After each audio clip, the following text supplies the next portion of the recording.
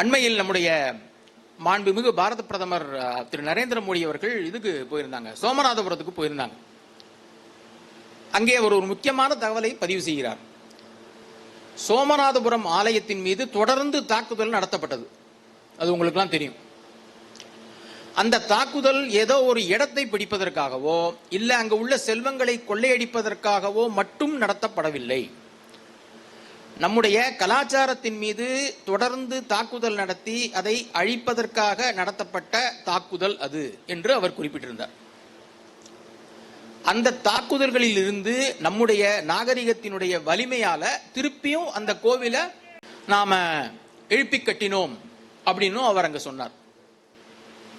சிலப்பதிகாரத்திலே நாடுகாண் காதையில் பார்த்தால், விரிதிரை காவிரி வியன்பெரும் துருத்தி திரு அமர் மார்பன் கிடந்த வண்ணம்னு இளங்கோவடிகள் சிலப்பதிகாரத்திலே ஸ்ரீரங்கத்தினுடைய ரங்கநாத பெருமானை போற்றி பாடுகிறார். கிட்டத்தட்ட 1800 வருஷங்களுக்கு முன்பாக சிலப்பதிகாரத்திலே இந்த தலத்தை பற்றி குறிப்பிருக்கிறது. இப்ப சொல்றாங்க இல்லையா, தமிழுக்கு சோழ மன்னர்கள் எதுவுமே செய்யல அப்படின்னு. இந்த மாதிரி எத்தனையோ சொல்லிட்டு போலாம். நம்ம தமிழ் பாடல்களை, தமிழ் திரைமுறைகளை கோவிலில் ஒலிக்க செய்தவர்கள் நம்முடைய சோழர்களும் பாண்டியர்களும் தான்.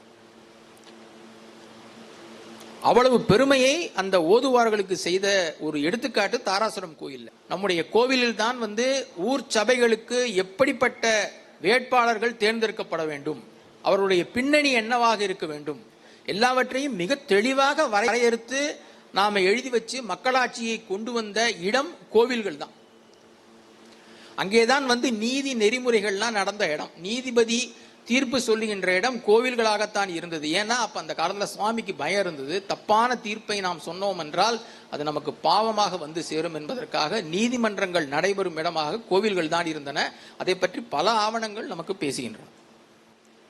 இப்படி பல பெருமைகள் உள்ள எல்லா துறைகளிலும் ஆணிவேராக இருந்த நம்முடைய கோவில்கள் பெருமையை நாம சொல்ல வேண்டியது ரொம்ப ரொம்ப அவசியம். இப்ப அதற்காக பல முன்னெடுப்புகள் நடக்கின்றன. இந்த கல்ச்சுரல் டூரிசம், ஹெரிடேஜ் டாக், இந்த மாதிரிலாம் சொல்றாங்க.